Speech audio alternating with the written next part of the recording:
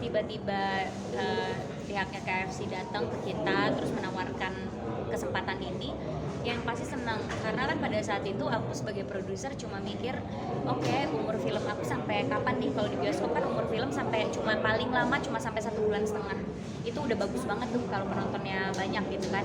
Terus kalau di OTT cuma 2 tahun sampai 3 tahun. Nah namanya juga film pertama ya, pasti rasa kepemilikannya tuh tinggi banget gitu. Aku merasa kayak aduh gimana ya caranya biar film ini tuh bisa selamanya gitu, supaya kalau misalnya aku nanti punya anak gitu ya bisa kasih tahu ke anak aku ini loh ada loh film pertama aku sebagai produser yang benar-benar sangat aku banggakan dan mengangkat isu yang sangat aku anggap penting gitu. Terus tiba-tiba datang tawaran dari KFC dan aku sangat senang karena aku dari zaman SMP tuh mengoleksi DVD. Aku mengoleksi DVD film-film yang aku suka terus nonton sama teman-teman di rumah. Dan tiba-tiba aku bisa melakukan itu untuk film aku sendiri, pasti rasa bahagianya benar-benar beda sih. Terus aku kan juga melakukan survei nih, apakah DVD itu masih benar-benar bisa kejual gitu ya. Nah kebetulan sahabat aku, Vidi Aldiano, itu tiba-tiba dia launching album di KFC juga gitu. Terus dapat platinum dalam waktu seminggu karena udah kejual banyak banget. Nah dari situ aku melihat bahwa market orang yang beli CD atau DVD itu masih ada. Jadi seneng banget kalau aku bisa menyentuh market itu dengan launching Kukira Kau Rumah di DVD gitu.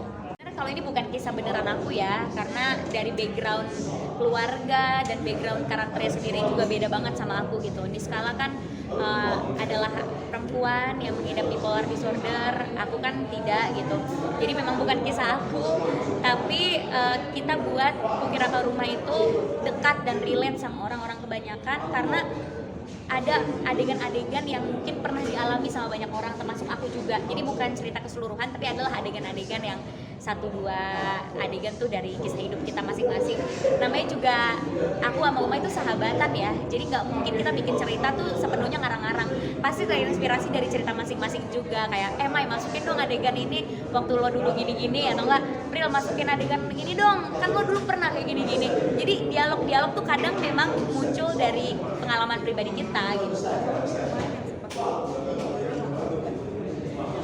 Aku tidak segitunya kayak Niskala sih. Masalah aku sama Niskala kan bener-bener beda banget. Gak kayak gitu sih, cuma mungkin yang bisa relate banget adalah dan yang sempat viral juga di TikTok di saat mungkin lagi berantem sama orang tua. Kadang kita kalau lagi berantem sama orang tua kan suka kayak manja dan suka nggak mengontrol omongan kita. Nah itu kita masukin tuh unsur-unsur kayak gitu karena kita yakin pasti ada deh anak-anak di luar sana yang juga mendem perasaannya sama orang tuanya sendiri, tapi tiba-tiba meledak dan diungkapin semuanya gitu. Terus akhirnya orang tuanya sadar bahwa selama ini anak ternyata ngerasain ini. Terus ada juga yang adegan sama Aniskala sama Pram yang saling nguatin. Ada juga tuh waktu itu viral di TikTok karena katanya biasanya anak pertama perempuan atau anak perempuan itu tempat berpulangnya itu pasangan karena suka susah curhat sama orang tua. Jadi kita mau masukin adegan-adegan yang emang terjadi aja di dunia nyata gitu. Banyak persoalan-persoalan diri lo yang masih belum kita tahu gitu. Apa sih? Iya, banyak sekali. Yang balik lagi aku kan orangnya juga sangat private ya. Kayak aku tuh jarang banget ngepost soal personal life aku gitu. Nggak pernah lah aku ngepost soal berantem sama pacar atau putus sama pacar, jadian gitu, atau cerita kayak gimana aku jadian sama orang itu nggak pernah karena aku emang bukan tipe yang kayak gitu. Kadang aku aja curhat ke sahabat tuh kadang nggak semua sahabat aku curhatin, kadang cuma 1-2 orang yang tahu kayak gitu. Aku emang orangnya ya lebih closeted lah masalah personal life gitu. Jadi udah pasti yang nggak banyak publik tahu percintaan aku kayak gimana. Yang publik tahu kan itu aja namanya ya. Padahal kan kehidupan saya luas ya, tidak hanya itu aja isinya.